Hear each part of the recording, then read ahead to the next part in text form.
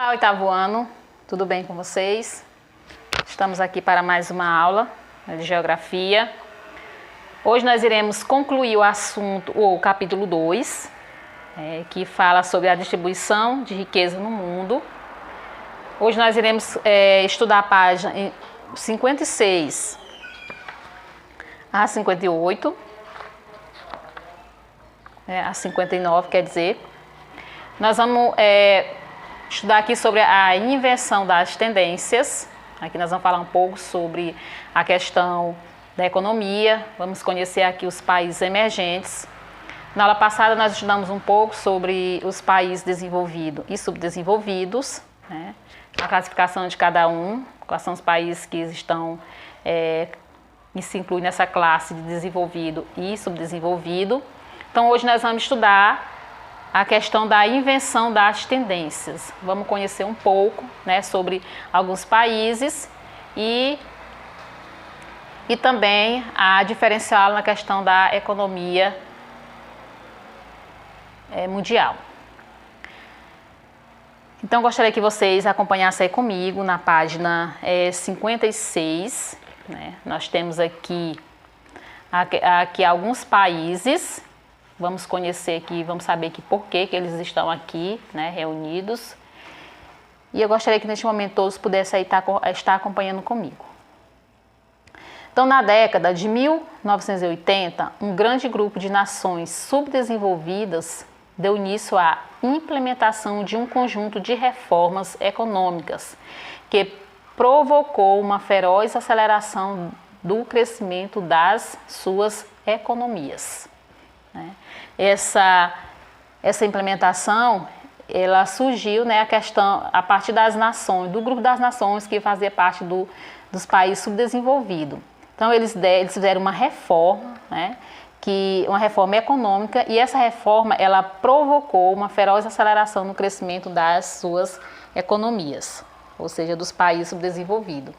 Fosse criado o quê? Planejamento, né? Um grupo de países que faziam parte dos países subdesenvolvidos no setor da sua economia para crescer a economia desses países. Então, eles fizeram essa implementação, ou seja, um planejamento, né, para que as suas economias elas fossem o quê? Desenvolvidas. Então, esse denominado de emergentes, ou seja, esse grupo de países, né, esse conjunto de países, eles são chamados de países emergentes. No caso, nós temos aqui o Brasil, a Rússia, a Índia, China e África do Sul, e os países passaram a apresentar um crescimento econômico mais acelerado que o dos países desenvolvidos. Então, aí para vocês terem uma ideia, né? Esses países aí que eu citei, considerados países subdesenvolvidos, né? Eles fizeram esse planejamento, formaram um grupo de países, né, para o crescimento para criar estratégia, né, para o crescimento das suas economias. Então, eles apresentaram um crescimento acelerado, né, mais do que os países desenvolvidos, esse grupo de países. Esses países aí, como Brasil, Rússia, Índia e China e África do Sul, eles formam um grupo de países chamados BRICS, né, que são os países emergentes. O que são países emergentes? São países que as suas economias elas estão em desenvolvimento, né? Ou seja, estão crescendo. Então, eles formam esse conjunto de países. Então, com esse desenvolvimento econômico, provocou uma redução nas desigualdades entre os países, né? Porque a gente viu aí na aula passada sobre a questão dos países desenvolvidos, né, e os países subdesenvolvidos, isso causando o quê? Uma desigualdade social. E com o crescimento, né, das suas economias nos países, no grupo dos países emergentes, isso, com o crescimento da sua economia, né, houve-se o quê? Uma redução na questão da desigualdade, porque os países, né, os países desenvolvidos, eles se achavam superior a esses países subdesenvolvidos. Então, com o crescimento das suas economias, Com o crescimento das suas economias, houve-se o quê? Uma redução nessa desigualdade. Por quê? Porque eles estavam crescendo economicamente, assim se tornando iguais a esses países. E esse crescimento ele se tornou mais rápido do que o crescimento dos países desenvolvidos. Então, aqui na imagem, nós temos aqui, ó, né, o grupo dos países, nós temos aí o Brasil, a Rússia, a Índia, a China e também a África do Sul. Então, aqui está mostrando, né, a bandeira de cada um. Aí, aqui na Geografia em Cena, nós temos ó, os blitzes, foram formados por esses países que eu já falei. É um grupo econômico de cooperação que reúne países com economia emergente em um estágio similar. Então, como eu já falei, então são os países de economias emergentes. Então, todos os países, alguns países, né, que têm suas economias emergentes, eles formaram-se um grupo, né, entre eles. Ou seja, para eles cooperassem entre si as suas economias e assim fossem crescendo economicamente. Contudo, mesmo com a aproximação econômica de alguns países subdesenvolvidos, as diferenças sociais ampliaram-se no interior de alguns destes, né, de algum desses países aí citados. Entre os fatores que provocaram essa nova ordem estão a globalização econômica, a liberdade de circulação de mercadoria, serviços e capital e a revolução tecnocientífica e informacional. Então, essa questão aí das diferenças, alguns países, as diferenças sociais, isso aconteceu dentro do próprio país. Esses fatores aí que provocaram nessa nova ordem. Então, a globalização, ou seja, ele se tornando, né, a sua economia, vamos dizer assim, uma economia, serviços e capitais que ia acontecer dentro do próprio país, assim tornando uma desigualdade entre eles. Né? Por quê? Porque crescendo economicamente, aí houve-se o quê? Implementação de tecnologia, e alguns países ainda não conseguem, né, acompanhar esse ritmo, a questão da nova ordem, né? E também na questão da liberdade de circulação de mercadorias dentro do próprio país, houve-se essa barreira, causando essa desigualdade. Então, o crescimento da economia dos países emergentes passou a gerar uma grande quantidade de empregos, elevando o consumo interno e, consequentemente, ampliando os lucros da elite empresarial. Esse fato mascara uma dupla realidade. Se, por um lado, excluídos sociais passaram a ser incorporados à economia, por outro lado, o fosso social foi ampliado pelos lucros gerados por eles e abocanhado pelos mais ricos. Ou seja, os mais ricos eles lideram sobre os mais pobres. Por quê? Porque os países subdesenvolvidos eles dependem dos países desenvolvidos, né, para na questão das suas economias crescerem. Da mesma forma, as novas tecnologias estimularam a procura de mão de obra mais escolarizada e qualificada, o que acarretou elevação no rendimento dos trabalhadores das classes sociais mais abastadas. Né?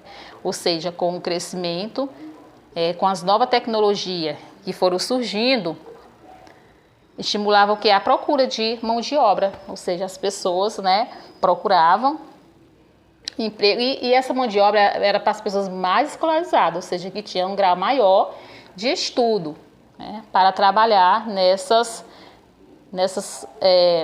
novas tecnologias, nessas empresas bem avançadas tecnologicamente. Aqui na imagem, nós temos aqui o Parque Tecnológico de São José dos Campos, no estado de São Paulo. Tem como objetivo o desenvolvimento de tecnologias e inovações. Então, aqui é o Parque Tecnológico de São Paulo, São José dos Campos. Então, esse processo também atingiu em cheio os países desenvolvidos, onde os trabalhadores menos escolarizados passaram a perder a competição por melhores empregos, o que vem acarretando uma ampliação das disparidades sociais nesse país. Ou seja, as pessoas que não teriam uma escolarização, né, um grau de estudo, ele foi perdendo. perdendo os seus empregos e dando lugar para as pessoas que estão mais escolarizadas, né? Portanto, já não se pode utilizar a classificação das décadas de 1970, 1980 e 1990. Naquele período, uma pessoa era considerada pobre quando não possuía bens como televisão, rádio, geladeira e fogão. No mundo globalizado, a maior parte das pessoas possui tudo isso, né? Então, naquela época, a pessoa era considerada pobre quando ele não tinha, né, esses instrumentos aí, como bem, como era a televisão, rádio, geladeira e fogão. E no mundo globalizado, o mundo que nós vivemos hoje, todo mundo tem, né, possui tudo isso aí. Então, segundo o Banco Mundial, ser pobre, olha só, segundo o Banco Mundial, ser pobre é viver com menos de $2 por dia. E estar na pobreza extrema significa sobreviver com menos de $1 por dia. Para ser considerado pobre, a pessoa deve estar o quê? Desempregada, sem qualquer renda ou empregada em condições ultrajantes, situações em que os rendimentos e os recursos disponíveis são de tal forma inadequada que não permite que a pessoa tenha um padrão de vida considerado aceitável pela sociedade em que vive. Então vamos só aqui recapitulando, ó. Nesse século aqui, nessas décadas de 70, 80 e 90, né, a pessoa era considerada pobre quando não tinha o quê? Uma televisão, não tinha um rádio, não tinha geladeira e também não tinha um fogão. Então, as pessoas que não tinham nenhum desses aí, ele era considerado pobre. Só que, no mundo globalizado, como a gente viu aí, todas as pessoas, eles possuem tudo isso. Aí a gente pode ver, né? É difícil você ter uma casa para não ter tudo isso. Então, só que, segundo o Banco Mundial, ser pobre é estar desempregado, sem qualquer renda, né? Ou empregada, em condições ultrajantes, situação em que os rendimentos, os recursos não são disponíveis. Então, isso é ser considerado o quê? Pobre. Aqui na imagem abaixo, a gente vê aqui a situação de pobreza no continente africano. Acampamento de refugiados vivendo em circunstâncias difíceis. E aqui no Quênia. A gente pode ver a questão quando se fala em pobreza, nós podemos muito bem mesmo citar o continente africano. Nós sabemos que é um dos continentes mais pobres do mundo. E lá você vê a carência muito grande das pessoas que não têm acesso, né? Não têm acesso a várias bens que a população, que o país oferece. Então nós sabemos que tem uma parte da África também que é considerada rica, mas os pobres não têm acesso, né, a essas riquezas. Então nós temos aqui a questão da educação e programas de inclusão social. Vamos ver aqui que em 2008 teve início uma grave crise econômica no mundo globalizado. E essa crise ela revelou que apenas investimentos na economia não manteria o planeta estável e inclusivo. Ou seja, não era só a economia que ia levar o país, né, a uma economia que manteria o planeta estável e também inclusivo. Era necessário pensar assim em outra possibilidade. Então, na Europa, os governos adotaram políticas duras. Quais foram essas políticas? Como demissões em massa, muitas pessoas foram desempregadas, reduções salariais, foi reduzido o salário de muitas pessoas e transferência de investimento das áreas sociais para setores também econômicos, né? Nos Estados Unidos, a rede de proteção social, formada por seguro-desemprego e sistema de aposentadoria, salvou muita gente da pobreza, né? Por causa dessas duas áreas ricas, houve redução dos investimentos em educação, o que aumentou a crise vivida pelos mais pobres e até mesmo pela classe média, que não tinha acesso, né, essa questão dos investimentos também, a questão da educação, nem todos tinham acesso à educação. Então, como disse que por causa dessas duas áreas ricas, houve-se redução do investimento em educação e também na questão, aumentou também a crise vivida pelas pessoas, né, pela classe pobre. Aqui no mapa nós temos aqui, ó, o desemprego jovem na Europa em 2011. Aí você vê aí a taxa de desemprego entre os jovens de 15 a 24 anos. Isso aqui, né, no continente europeu.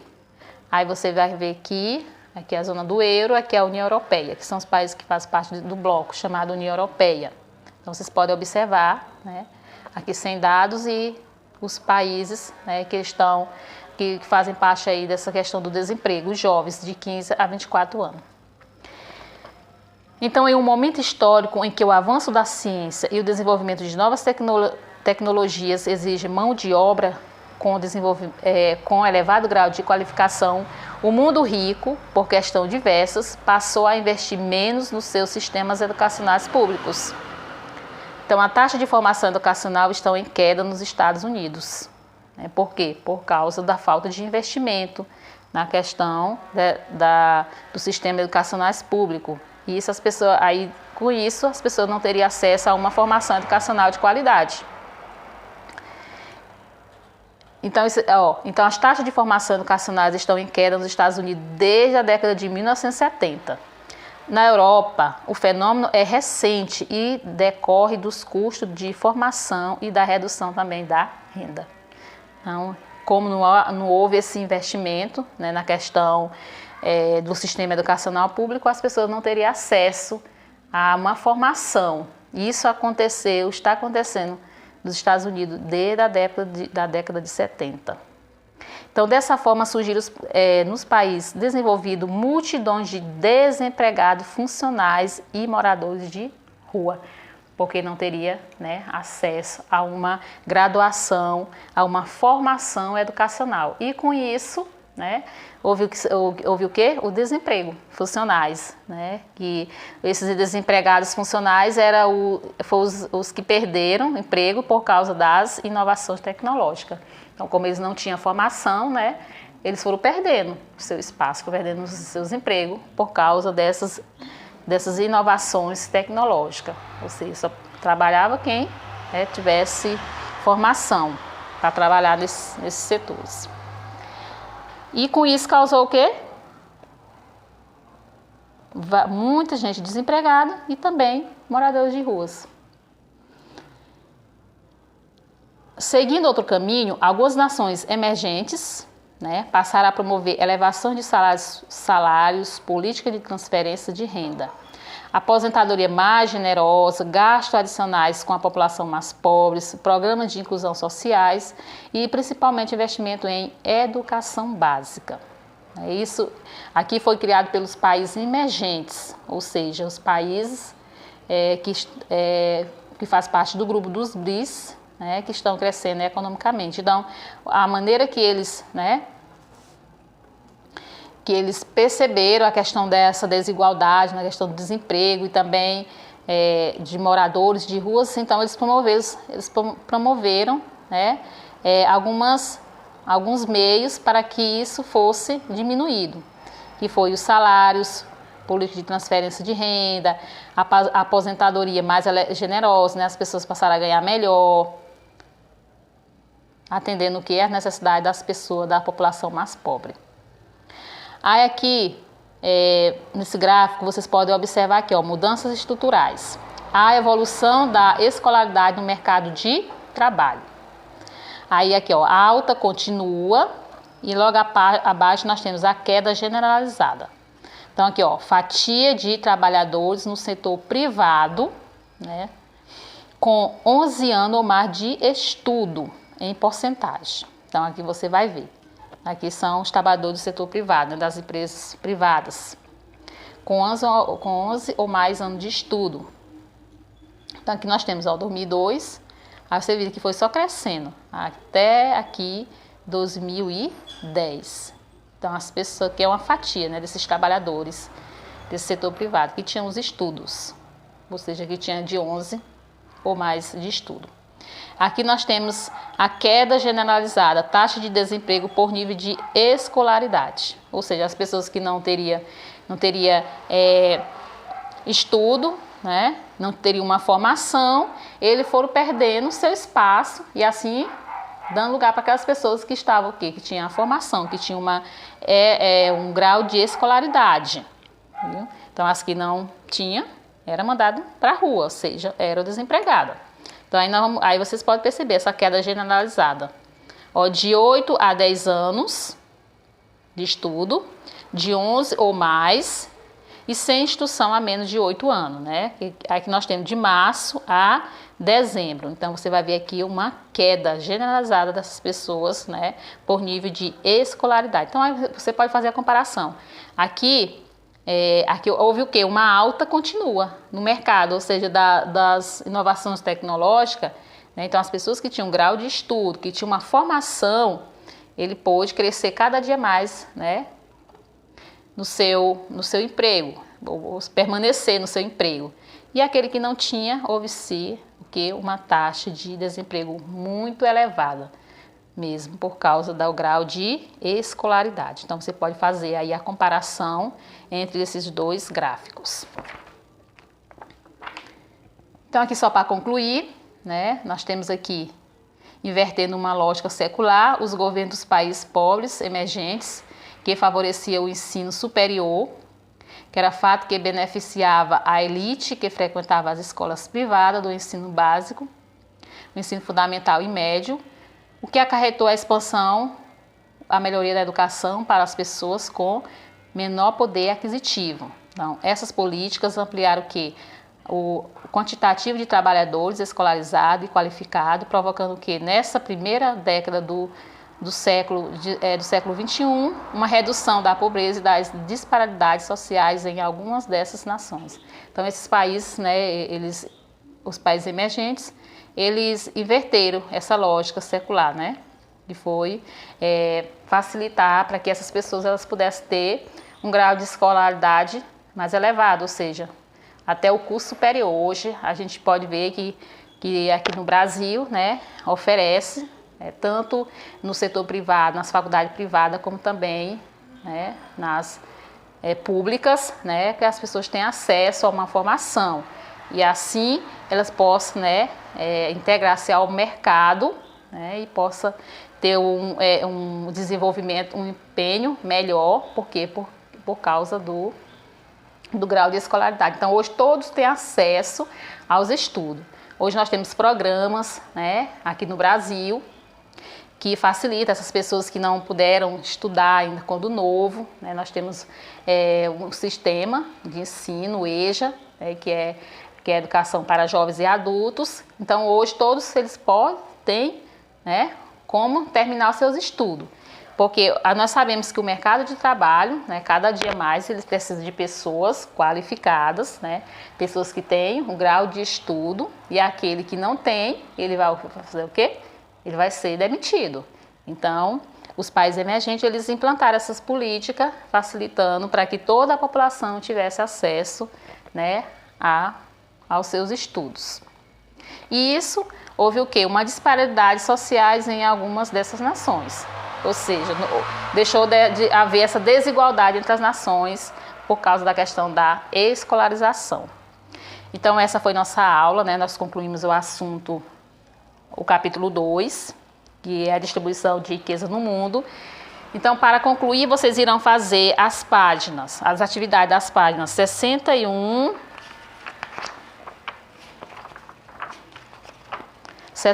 a 68. Viu? Então, estejam aí fazendo essas atividades. Quando vocês realizarem, vocês estejam postando para mim. Então, por hoje é só. Fique com Deus e até a próxima.